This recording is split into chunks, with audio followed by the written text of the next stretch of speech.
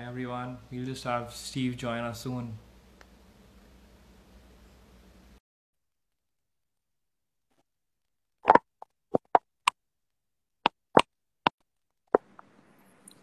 Hey man, Steve, how's it going? good, good. I didn't know the camera had to be vertical. Yeah, it's good that we started maybe like 1 minute early so that we can figure these things out. Yeah. No, because I thought because the your picture's on top of my picture, Yeah, then it should be this way. But then everyone, when I went on with Yuki to test it, they yeah. said, "Hey, you need to turn it the other way." Okay, okay. Technology useless. Let's hope it serves us well right now. Okay, I think it's officially 8:30 p.m., 8:31 p.m. in India. So we can start. I don't think Stephen Koon needs an introduction, but I will do that anyway.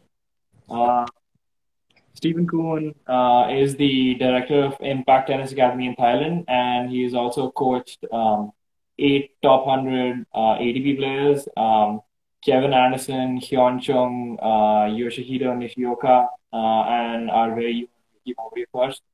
And he's also coached four top 100 WTA players, and he's also coaching Pranjala Yardlipalli, who is an upcoming talent from India right now.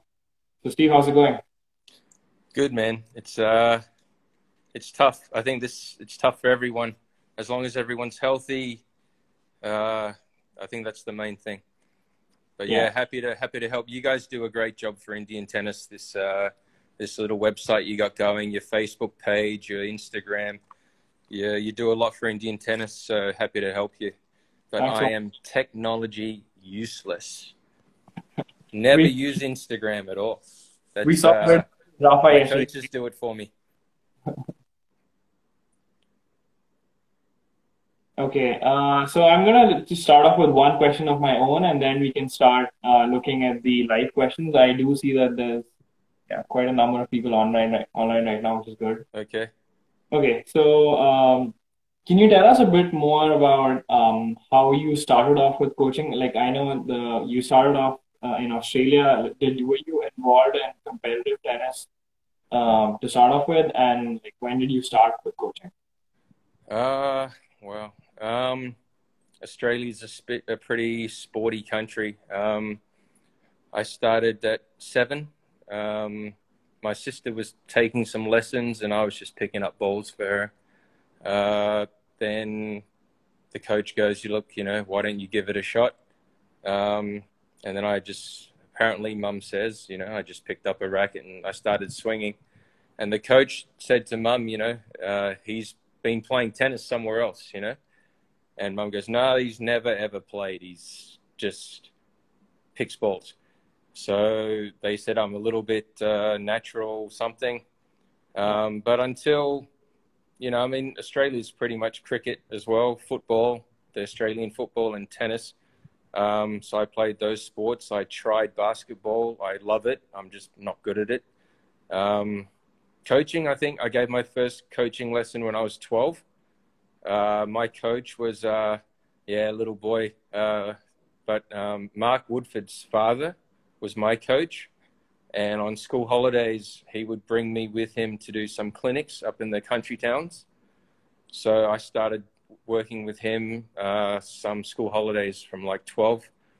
Coaching wasn't the plan. It's not the job. Uh, it's not the thing you tell your mum you want to be when you grow up. They always say doctor, lawyer, businessman. It was an accident. I gave my first lesson at 12. I kept helping my coach beginners, obviously. yeah, Um, Went to college. I started coaching a bit in college because the little school I went to in America, the coach has to coach both men's and women's teams. So that's 12 matches at the same time. And that's a lot for any coach. So whenever I finished my match, I would hop on and coach the girls' team because in college you can coach during matches. Um, and then, after college, I pretty much was done with tennis. I didn't coach at all. Had How a many? normal job. Had a normal job for 2 years in a publishing company. Then, yeah, 2 years into that, had a fight with my boss. I always have fights with bosses. Something with my poor attitude, probably. And yeah, I just wanted to stay in Singapore and keep my green card. So at that time, I was #1 tennis player in Singapore, which doesn't mean much, but it helped me get a green card as a coach because if you're a #1 player, it's easy to say you want to coach tennis.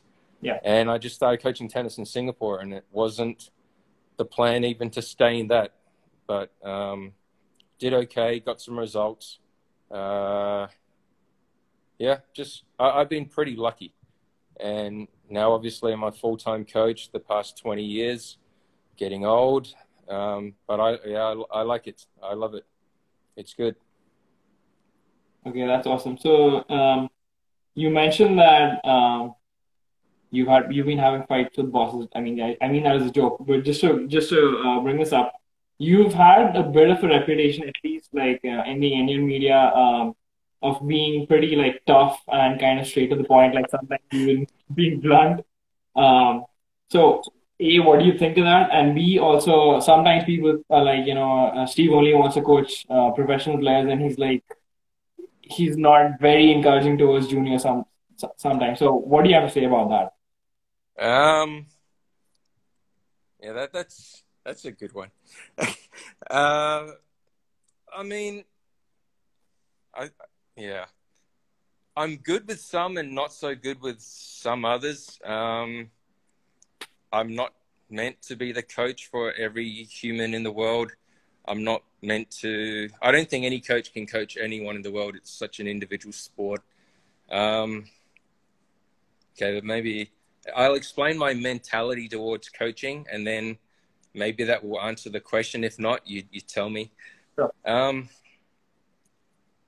I think every coach's job is to make the player that walks in the door or walks on court with you, it's to make them better. If that's a pro, if that's a beginner, if that's a social lady who only plays once a week, your job as a coach is to make them better at tennis, and your job as a coach of tennis is to grow the sport.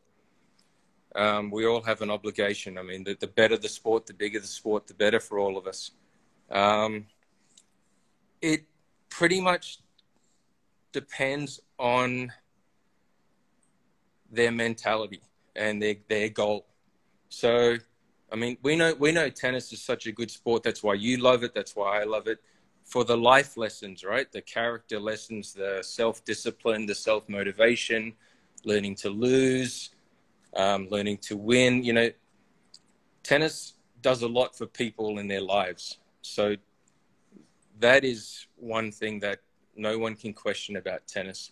Yeah. The problem for me is, as a coach, my mentality is if you come to me, I have to deliver. So you give me a goal, I have to deliver that for you, because that's the same as happens in any business. Any business, if I buy a product or a service, I expect to receive what I want. Yeah. So if a player came in and a parent came in and go, look, here's my child, do whatever you want with them, do your best. Like, I mean, me and my coaches, we work really hard to give our best to the players. If a parent just goes, look, do whatever you do your best. Let's just see where they end up. If it's college, it's college. If it's pro, it's pro. Just do your work and let's see where they end up. That's an ideal. I mean, we don't shortchange it, and we give our best to all the players. But when a kid and a parent walk in and go, look, I want to be pro, I want to win Grand Slams, I want to be top 100, that automatically sets off massive alarm bells of, we got to get busy now. We got to start getting serious now. Tennis is such a difficult sport. It's so many things to do. So we got to get good, and we got to get ready for that professional tennis career now. Losing sucks, like, so bad. And watching one of your players lose sucks the most. So I don't ever want to have where a player goes to me, I lost. You never told me my forehand sucks. You never told me I'm not fit enough to play 3 sets. You never told me, right? If a player loses and they know why and what they need to work on, Yeah. that helps them. And I would rather be tough and a little bit, I would rather make practices tougher than matches, actually. Matches are, to me, in my mentality, matches are the reward for training. You walk on the court, you know you're ready, you go kick the living ding-dongs out of someone, that's great. So my job's to get you ready for that battle. So the tougher I am, it's better that I be tough than you go at the end of the match and shake hands with the guy that told you you're not tough enough because he just beat you. So my mentality on how I am with players depends on the goal you walk in and give me. All right. So if someone walks in and goes, look, I just want to get into college, and they're about 500 ITF and you've got about 2 years left, no problem. That's easy. But I get a lot of guys walk in and they go like, I'm 1,000 in ITA. In 2 weeks, I'll come to you 2 weeks, 3 times a year. I want to be Yuki Bhambri. They don't know how difficult it is to be Yuki Bhambri, even to be Pranjal, even to be like a dev. Yeah. They don't know how difficult that is. So sometimes when the goals are a bit unrealistic and the parents are a bit, then I'm not so popular. But it doesn't, if you don't make it as a pro, it doesn't mean you should quit tennis. It doesn't mean you failed. You know, there's one Wimbledon, the Wimbledon I went with Yuki, 2017 now. My God, I had 7 players at that Wimbledon. One was Yuki, one was a WTA girl, and then I ran into the others. One was doing a PhD at Oxford. One was a multi-millionaire living in Germany. One was he's designing the research and development for the new string for Wilson. You know, one was an agent.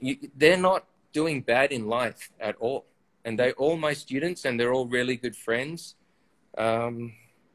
I mean, I guess it just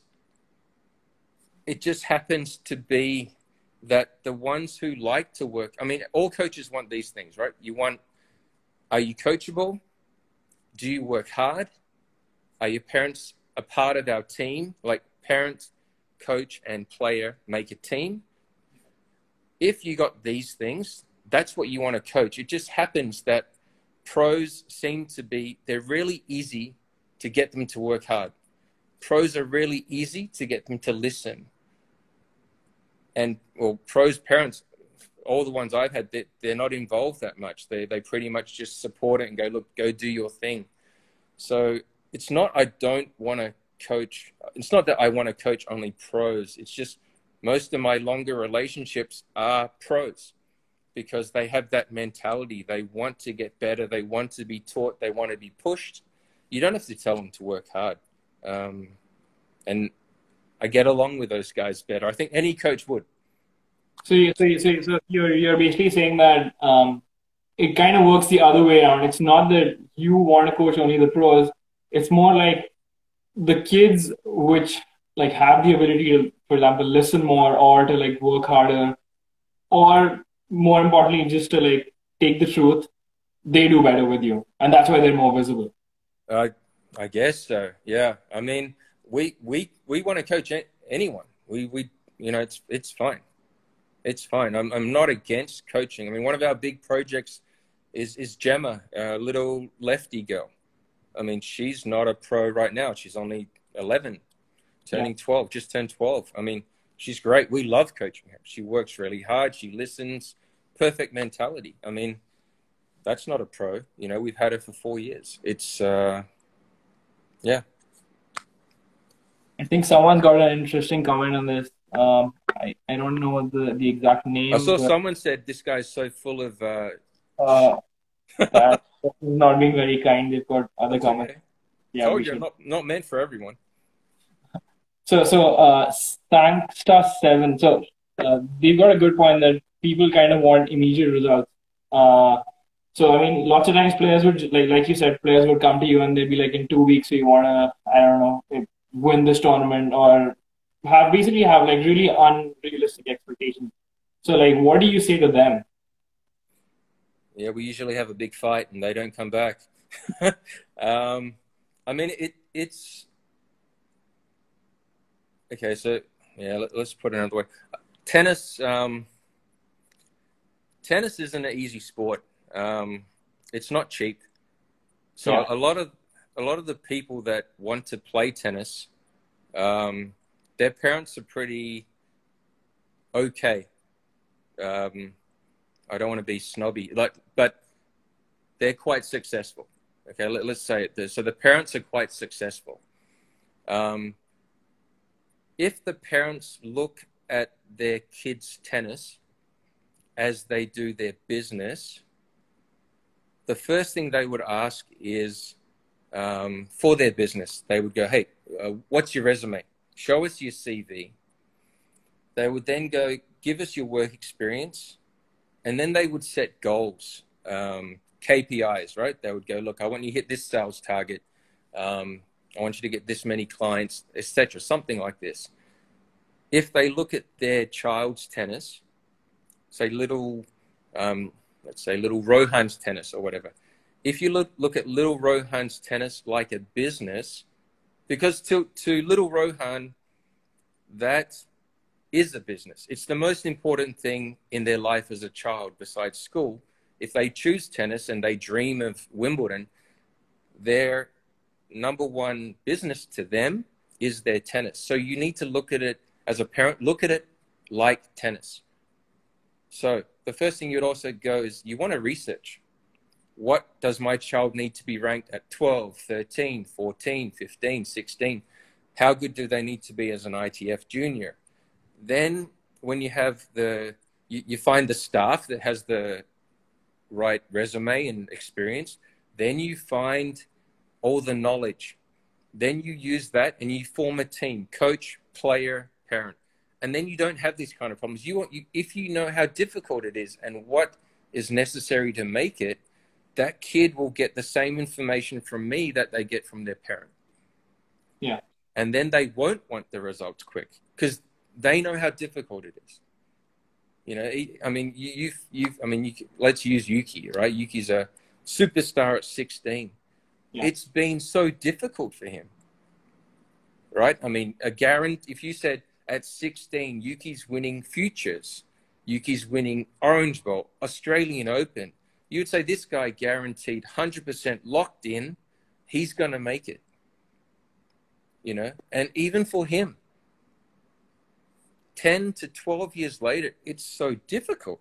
So if someone that had that much success, it's still difficult, and he's not lazy, he works his ass off, then you wouldn't get that 16-year-old that's ranked 0 ITF saying, I want to win Wimbledon. You wouldn't get that. So I've got nothing against them when they say, look, you know, I want the quick results. It just means the education isn't there. And if the education was there, I think it would help everyone, especially me. Less fights. Okay, I think you also talked about right now, like for example, when you start off playing competitively at 10 or 12 or something like that, that you need to be at a certain rank. How difficult is it for like a kid who's 9 years old to like take in all this information? And also, is that the difference between some kid who's eventually going to go pro or not make it as a pro? Just the ability to take all these things in. I mean, look, 9, 10, 11, 12, just have fun. It's not that serious. I mean, have things like, do you like the sport, you know? And, you know, I give the example all the time. Look, if this is something you really want to do for the next 20 years of your life, do you love the sport? And at 9, 10, they don't even know what love is. I mean, I just got married. I obviously didn't know what love is. So you go, look, when does mummy love daddy? Let's use this example. Does mummy love daddy? And they'll go, oh, yeah, yeah. Look, you know, when mummy burns his dinner, does daddy still love mummy? Oh yeah, yeah, daddy still loves mummy. Yeah, when daddy comes home late for work, does mummy still love daddy? Oh yeah, yeah, mummy still loves daddy. So that's love. So tennis is, do you love it when you lose at 12 years old? You can cry, but do you still love it? Oh yeah, I still want to play tennis tomorrow. Okay, do you love working hard and being tired? Because that's part of tennis. Oh yeah, yeah. Okay, look, we're going to completely change your whole serve from scratch. It'll be better, but it's going to feel really funny for about 6 months. Are you okay? Do you love this? Oh yeah, I love it. If it's going to feel, if it's going to work better, it's going to be better for me. I won't be injured doing this. I'll do it for sure. So that's love. And at 9, 10, 11, 12, you get a guy that loves to work, loves to come to tennis, loves to play, doesn't complain about being tired and all this stuff, loves to learn, like that's the guy. It doesn't matter if you win 12 and under. I went with Chung to Le Petit As. He lost when he was 12 and a half. He's doing fine. He's doing fine. Doesn't matter. So you got to find that balance. And that's where the parents, especially at the young age, they're so important, because the character is going to come from the parents. We coaches, we only see them a couple times a week. So did I answer, or I don't know? Yeah, I think you mostly did. And I think like with love being involved, there's also like a lesser chance where the kid at 14 or 15 just like burns out. Like we've seen so many like young pros just even maybe not even at 14, 15, maybe when they get in 19 or 20, they just like lose a desire to play completely. It's just because maybe they did not have enough love in the beginning, or yeah. But it's also about performance and expectations. If being top 10 ITA ranking is the most important thing, then you don't know how far you still have to go. And if you've hit one goal and that's the ultimate goal, then going that further way is going to be too tough for you. And if you're so used to winning, and winning so important, and you win so much in ITA Indian juniors, and the moment you travel, you get your butt kicked, you're not going to want to keep going. And yeah, you're right. You lose a lot of players that way, but that's also the information that's coming. If the coach and the parents are saying, oh my God, my kid is top 10 Indian ranking, so he's treated like a superstar at all the family dinners, then he goes overseas and he like 1,000 ITF, he's not going to be able to handle it. So parents have to prepare them for how difficult it is. And it goes back to their careers. No one walks in at 21 as a multi-billionaire. They got to earn their stripes and work their way up. And same for you to be a superstar at Google, you had to start at the bottom, Everyone's, it's the same. It's a process. It's a path. It's not different to life. They just call it, because it's tennis, they think it's so different. It's really not. Yeah. I think that's pretty true. Okay, I think we've been getting some questions live, so I'll work to them as well, and then we can talk more in the middle. Yeah, whatever. Watson has a question saying, could you talk a bit about Yoshihito Nishioka? How he's able to compete so well against all the big players. He's not a very big guy. If I'm not wrong, he's around 5'7" or 5'8". Yeah, but Yo-Yo he's a superstar. He's the quickest thing known to mankind. I went with him at 15, 16 to some ITFs on clay. A lot of pressure on him at that time. He was with the Marita Fund. He had to do well in those two tournaments or he was going to get kicked out. Funny story. We're in Bolivia on the clay in the altitude. And I saw him play this match against this big boy, and he was trying to whack him off the court and lost, had a cry. I took him to the gym and I just put him on the treadmill. And I said, look, you're going to run until some various words, till you drop dead. And he goes, are you punishing me? I said, no, look, I just want to teach you something. Okay. And then he goes, how long do I have to run for? I said, okay, every time you talk, I'm going to turn up the speed. So I turned it up. He goes, are you crazy? I said, okay. So I turned up the speed. Wow, what are you doing? So I turned up the speed. And then when he was about to pass out, I turned the treadmill off and I go, look, are you dead? He goes, no, I'm okay. I said, so what's your strength? And he goes, oh, my legs. I said, okay, so we got to win with the legs. Yeah. So you're not going to whack people off the court. So you got to have variety. You've got to create time. You've got to make it legs versus legs. His serve is deceiving. It's not fast, but God, he places it and it really moves.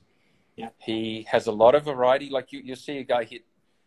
He's like a Santoro kind of guy, right? Yeah. Like messes up the pace, messes up your timing. You can't. There are some balls he hits you can't bang. He's got unbelievable wheels. His defense is unbelievable. So yeah, I mean, how can he survive? Everyone says Monfils is quick. Yo-Yo's quick, man. He's quick. So, as a coach, no matter what, you've got to find a way to get them to survive and get them to win.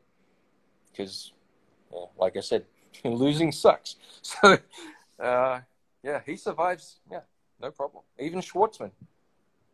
Schwartz. But he hits the ball so clean.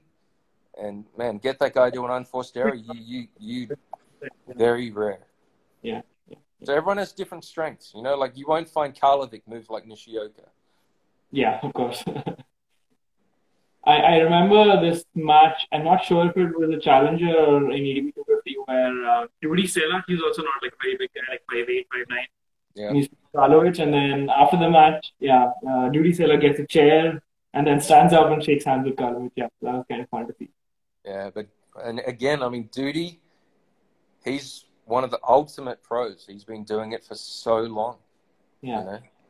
These guys, it's so difficult, Yeah, I don't think a lot of us, like most of us, don't realize how tough it is to do all these things. Yeah. But I don't know how to fix that. It's education, maybe exposure. I don't know. I don't know. Okay, we've got another question from AJG. Okay. 04992. And it's about Yuki. So, where do you think Yuki would have been if he would not have been haunted by all these injuries? Like it's been a tough road for him for the past couple of years at least.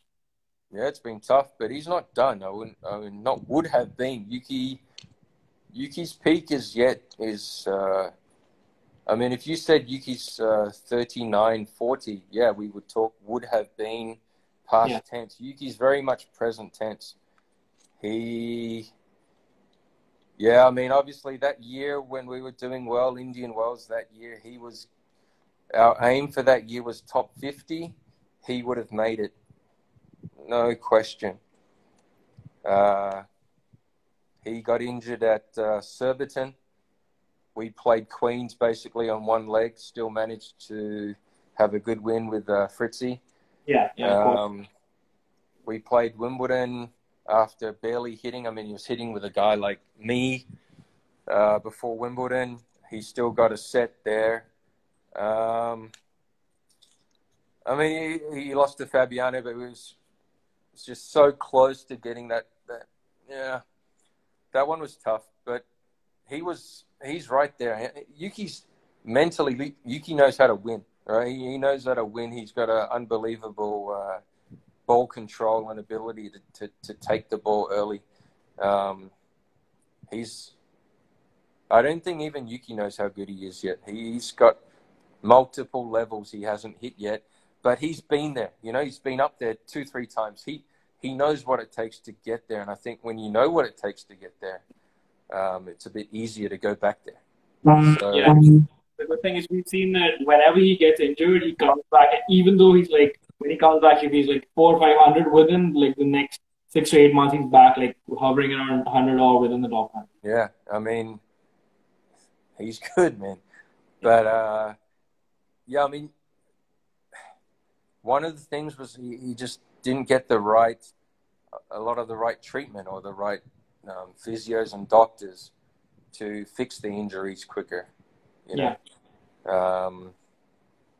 But he's not. You wait. When this Corona thing's over, Yuki's going to be ready to go. So me and him are looking forward to it. You guys wait. He's not a wood. He's still going to be.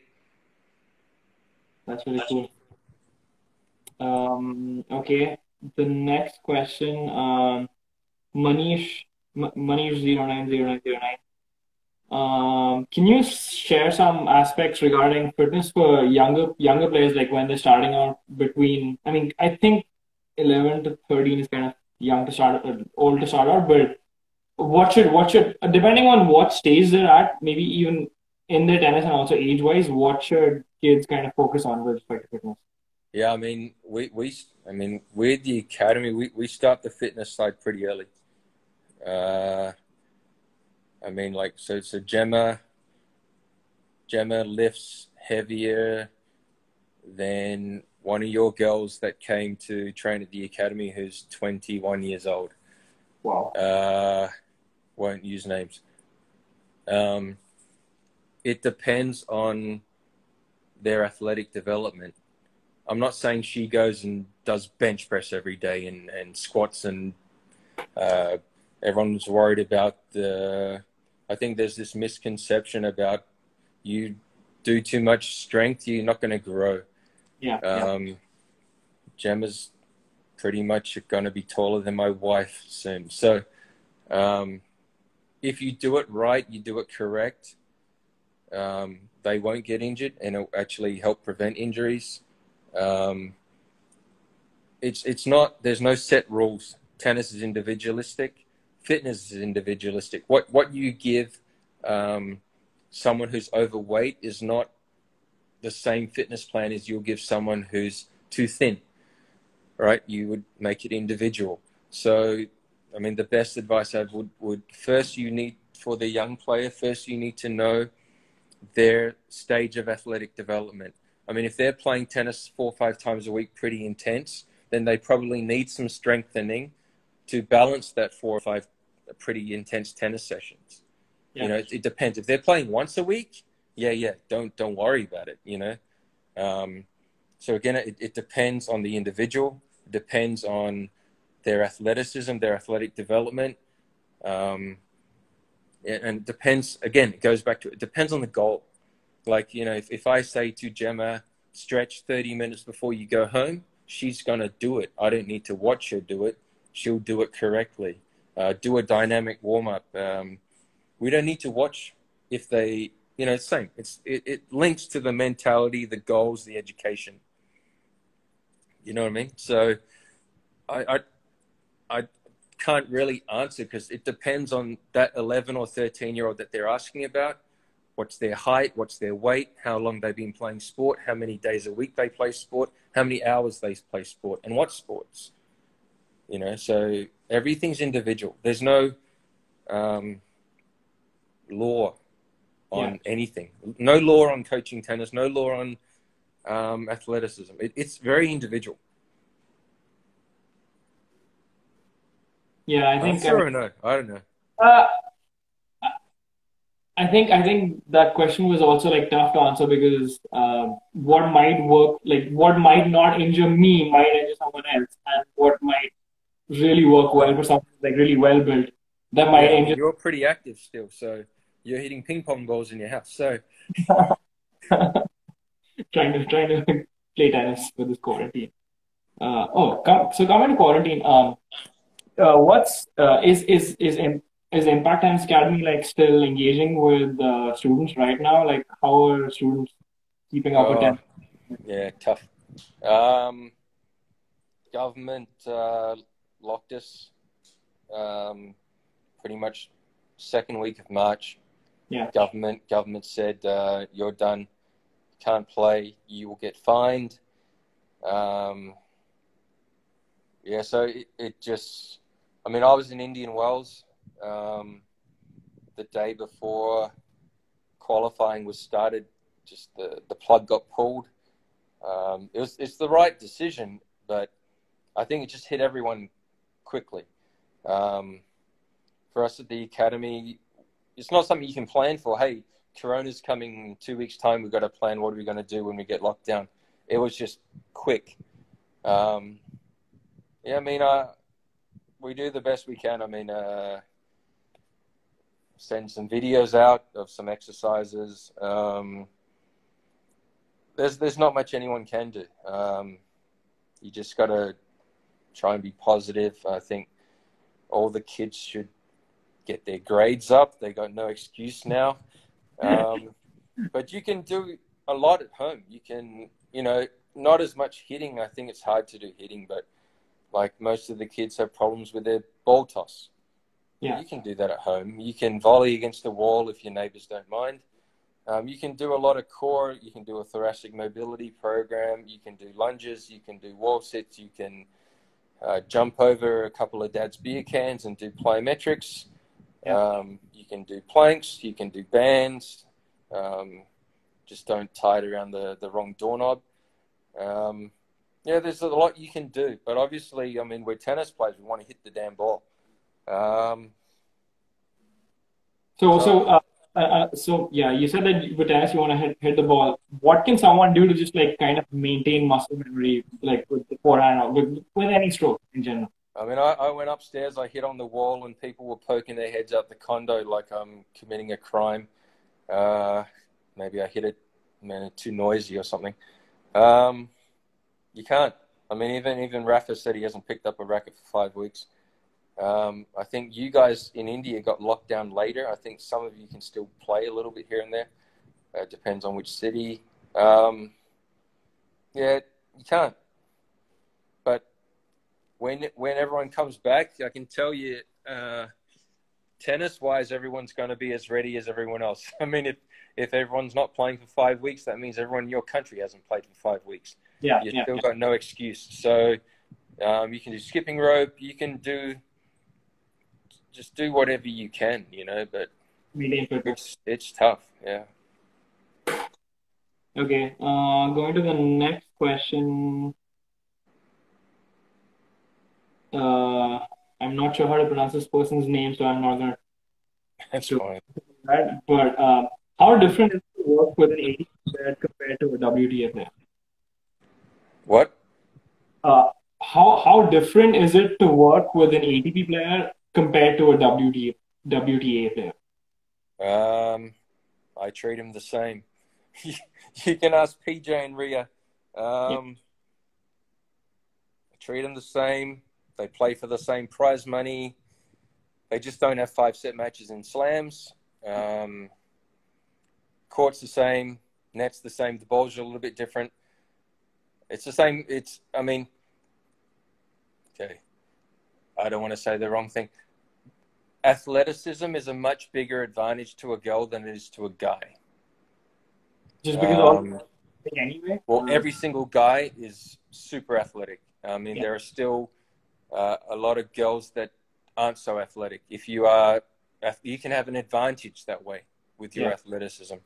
But for me, I treat them the same. I've made PJ cry. I've made Ria cry. I've made Yuki cry. I mean, yeah, I treat them the same because, I want them all to do well. And for me, it's not different. It's just the only thing is that 5-set match. You don't have to prepare for that 5-set match. Okay. It's different. Like, you're not going to see as many aces, right? Yeah. So the sport's different in that kind of thing, but the average length of rally is exactly the same. If you got a weapon, it's a weapon. You got a big serve like Serena or Pliskova, it's going to help you. I mean, so the only real difference is I think pretty much every single man has a good serve. Every single man's really athletic. Those two things, if you have them as a woman, you are at a big advantage. Is that okay or dangerous?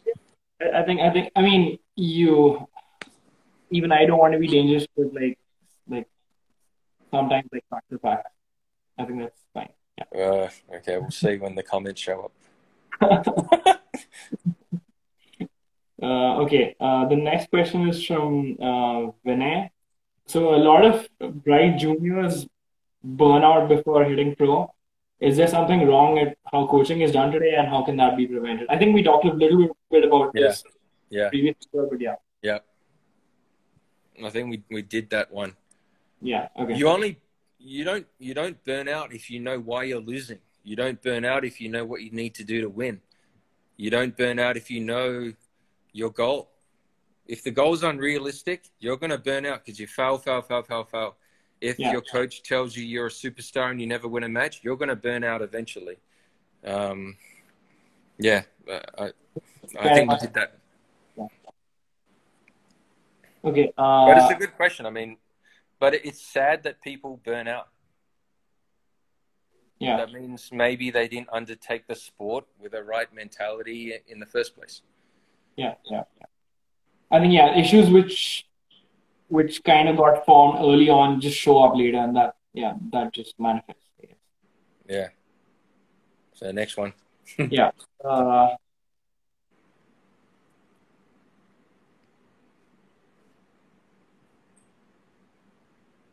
How many people are watching this? I think like 58 right now. It's been hovering between 55 and It was so 62. sad. Rafa had 50,000. Yeah, at least 51,000, right? You're not Rafa, man. I'm You better Google, than. you Google didn't do anything, man. Okay. Another question, which kind of, I mean, this is more like we should have a few more minutes before we kind of bring Yuki on. And I also I think I saw Yuki saying hi in the comment section. I might have missed that. So hi, Yuki. Billy. um, I think Ria was going to send some questions too, and Nadal was probably just going to tease me or something. I do Oh, see. Agria's there. Good on you, Agria. Can you see Ria? I'm trying to look for her question. Um,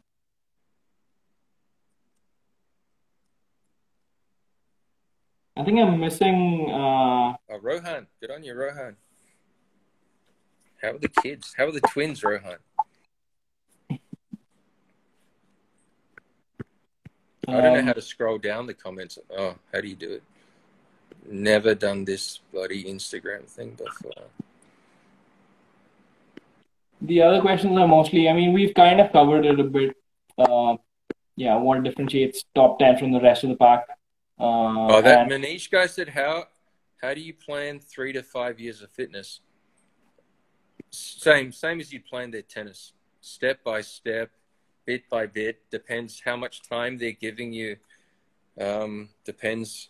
Same on a lot of it depends on the intensity, right? A lot of when I went to Pune the other time, Kaifi's giving them excellent exercises, and he's saying, "Hey, do 10," and then they do 3, and they just start talking to each other. That's not Kaifi's fault, you know. yeah, That's not the fitness trainer's fault. I mean, I had great fun with Addy and Kaifi in Pune that last year. That was fun, man. And Prashant and eating the food from the tiffins and I mean, it was good. I really liked it. and you didn't get sick, which is important. I didn't get sick. I've got the worst stomach in Asia, even though I've been here so long. I got food poisoned 2 weeks ago from a bloody pizza here in Thailand. But yeah. Okay. Let's see. Is there anything else? Sangster, why are you asking questions, man? I did interview with you. Okay, so Sangster said, for all final set, it comes down to character who gets over the finish line, right? Yeah, it comes down to that testicular fortitude, man. How tough they are, how ready they feel they are. We can talk with Craig and get a few of his patterns to do under pressure. I think that helps. But I think that the tougher you train and the more honest you are with your training, the more confidence you have at, say, 4 all in the third, because you know you're ready, right? And that's what I mean. Like, if I'm tough in training at 4 all in the third, man, my guy's going to win that because we did it harder. How many others?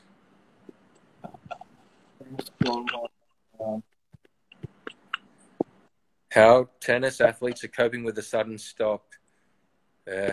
Not coping. Everyone is quite sad about it. I think I did see a message from Yuki that he's ready to grill you. Huh? I think I see a comment from Yuki that he's ready to take over and absolutely grill you. You guys should ask him questions. He shouldn't ask me questions. He's a superstar. Yeah, I'm definitely gonna ask him questions and maybe tough ones. Okay, So, I think do you have anything else or what? Or then tell Yuki to get on here. I don't even know what buttons to press, so you got to do all that. You can just stay with your buttons. What I'll do is after maybe like 1 minute, I will log out because we're in different locations, and then Yuki can take over Indian Tennis Daily's account. And yeah, to everyone who's watching, please stay online because we might stop the stream for just like some seconds. We'll come back. I'm just looking if there's like one last question, which is kind of nice. Okay. Uvan, you said you go to sleep at 9:30, man. It's late, man.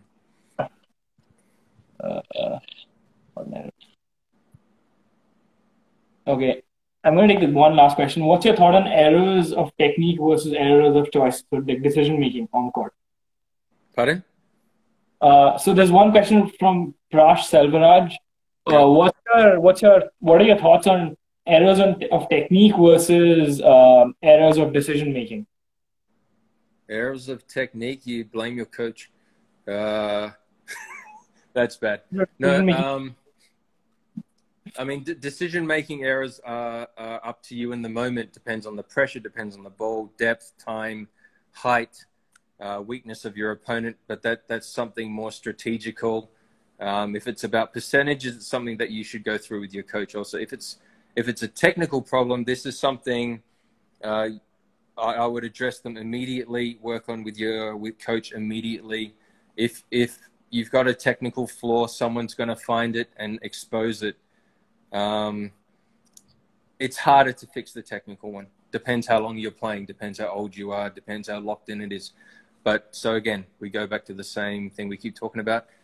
It depends on your goal. If your goal is to be top 100 in the world, you're not going to be able to get away with it. If your goal is to be 1,000 in IT, you're going to get away with it. It doesn't matter. Both errors, errors aren't good, of course. I'm really sorry to interrupt you. There's lots of people asking for Yuki, so I should make way for Yuki. That's how popular you are, man. I should get out and you should interview Yuki. Okay. I'm going to leave and Yuki, Yuki's going to join. See you guys. Thank you. Thanks so much, Steve. Thanks, mate. Yeah. Where's Yuki?